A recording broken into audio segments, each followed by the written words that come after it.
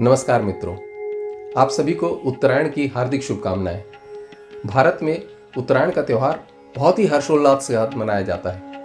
इसी दिन मकर संक्रांति का त्यौहार भी मनाया जाता है और प्राचीन भारतीय ऋषियों के अनुसार इस दिन से दिन बड़े होने लगते हैं, ठंड कम होने लगती है एवं सूर्य का प्रकाश उत्तरोत्तर वृद्धि करने लगता है।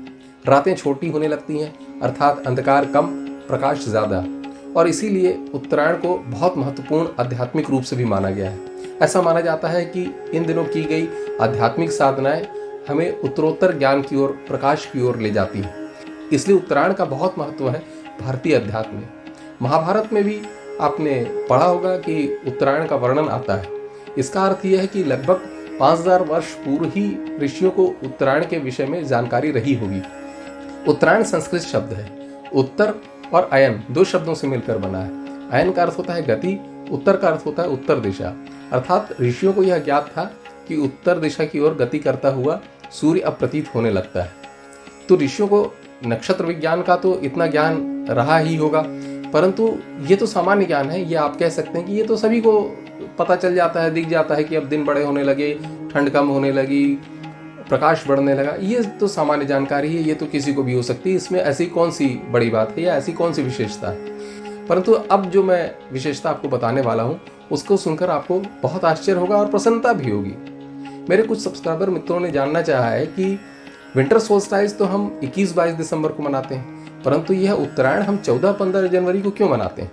क्योंकि विंटर सोल्स्टाइस 21-22 दिसंबर को मनाने का अर्थ यह है कि 21-22 दिसंबर से दिन बड़े होने लगे एवं सूर्य उत्तर दिशा की ओर गमन करता हुआ प्रतीत होने लगा। तो लोगों का प्रश्न यह है कि जब विंटर सोल्स्टाइस से ही दिन बड़े होने लगे, सूर्य उत्तर दिशा की ओर गमन करता प्रतीत होने लगा, अर्थात दूसरे शब्दों में उत्तरायण विंटर सोल्स्टाइस के दिन से हो गया, तो हम 14-15 जनवरी को उत्तरायण क्यों मनाते हैं। तो इस विषय में भी जो ऋषियों का ज्ञान था वो बहुत ही अद्भुत ज्ञान था। इसको समझने के लिए पहले हमें अर्थ की जो मूवमेंट्स हैं, जो गतियां हैं, उनको समझना आवश्यक है। हम जानते हैं विज्ञान से कि पृथ्वी की दो गतियां हैं, रोटेशन और रिवोल्यूशन। पृथ्वी अपने अक्ष पर भी घूमती है और साथ में सूर्य का भी एक चक्कर लगाती है। पृथ्वी अपने अक्ष पर 24 घंटे में एक बार घूम जाती है, जिसके आधार पर हमने दिन की अवधारणा बनाई, एवं पृथ्वी सूर्य का चक्कर वर्ष में एक बार लगाती है, जिसके आधार पर हमने साल की या वर्ष की अवधारणा बनाई। पृथ्वी का जो रोटेशन है, अर्थात जो उसके अपने अक्ष पर घूमने की गति है, वो एक सरल सामान्य अर्थों में हम नहीं समझ सकते। उसको समझने के लिए हम एक साधारण उदाहरण से समझने का प्रयास करते हैं।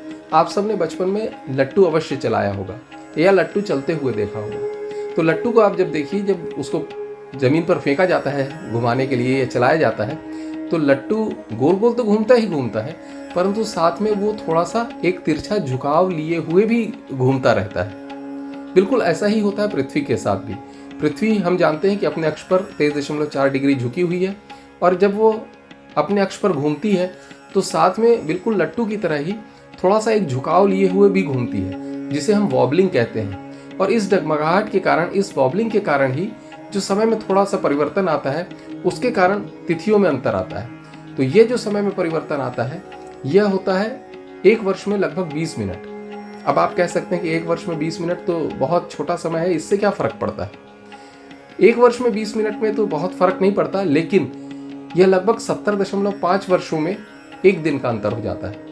अर्थात दूसरे शब्दों में हम कह सकते हैं कि 70.5 वर्ष में हमारा उत्तरायण एक दिन आगे बढ़ जाता है, इसकी तिथि एक दिन बढ़ जाती है।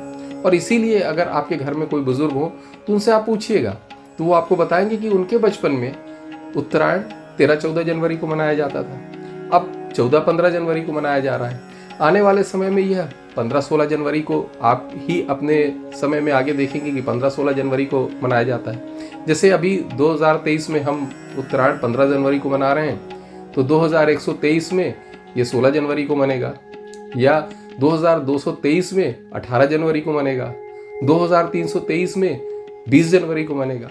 अर्थात यह हर 70.5 वर्षों में एक एक दिन आगे बढ़ता जाएगा।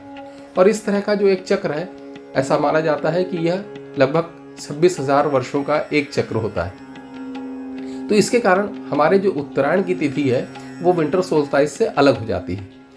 तो आश्चर्य की बात यह है कि ऋषियों को यह अद्भुत ज्ञान हजारों वर्षों से रहा है, और इसीलिए जो वैदिक नक्षत्र विज्ञान है उसमें 2 पद्धतियां वर्णित की गई हैं, सायन पद्धति और निर्यन पद्धति। सायन एक संस्कृत शब्द है जिसका अर्थ होता है, जैसा भी हम देख चुके हैं, अयन का अर्थ गति और स का अर्थ सहित, अर्थात जिसमें उस गति का कैलकुलेशन साथ में लिया जाता है उसे सायन पद्धति कहते हैं, और जहां उस कैलकुलेशन को जोड़ा नहीं जाता है उसे निर्यन पद्धति कहते हैं। तो यह जो अंतर आता है, जो तिथियों में अंतर आ रहा है विंटर सोल्स्टिस में और हमारे उत्तरायण में, यह अलग अलग जो पद्धतियां हैं उनको अपनाने के कारण आ रहा है। अगर हम विज्ञान की भाषा में कहें तो जो विंटर सोल्स्टिस है वो ट्रॉपिकल ईयर के कारण आ रहा है, और जो हम अभी उत्तरायण मनाते हैं, जो 15 जनवरी को हम उत्तरायण मना रहे हैं, ये साइडेरियल ईयर के कारण हम उत्तरायण मना रहे हैं। ये बातें वैज्ञानिक बातें हैं, परंतु आश्चर्य की बात है कि ऋषियों को हजारों वर्षों से यह ज्ञान रहा है। वॉबलिंग ऑफ अर्थ के बारे में ज्ञान रहा है, प्रोसेशन ऑफ इक्विनॉक्स के बारे में ज्ञान रहा है, और इसीलिए उन्होंने इस प्रकार की तिथियों का कैलकुलेशन किया हुआ है, और इसके आधार पर हमारा उत्तरायण जो है वो एक एक दिन हर 70 वर्ष में आगे बढ़ता जा रहा है ना। आश्चर्य की बात कि प्राचीन भारतीय ऋषियों को कितना अद्भुत आधुनिक विज्ञान का ज्ञान रहा होगा। तो मैं आशा करता हूँ कि हमारा ज्ञान भी प्राचीन भारतीय ऋषियों की तरह और इस उत्तरायण के सूर्य की तरह से उत्तरोत्तर वृद्धि करेगा। हमारे ज्ञान के प्रकाश में भी वृद्धि होगी, अंधकार कम होगा। आशा है यह वीडियो आपको अच्छा लगा होगा, यह जानकारी आपको अच्छी लगी होगी। यदि यह वीडियो आपको अच्छा लगा हो तो कृपया इसे लाइक करें एवं चैनल को सब्सक्राइब भी करें। कृपया बेल नोटिफिकेशन अवश्य क्लिक करें, जिससे कि इस तरह की वीडियो की जानकारी आपको समय पर मिल सके। कृपया इस वीडियो को अपने अन्य मित्रों के साथ भी शेयर करें, जिससे कि हम प्राचीन भारतीय ज्ञान से संबंधित जो जानकारियां हैं वो ज़्यादा लोगों तक पहुंचा सकने में सफल हो सकेंगे। धन्यवाद।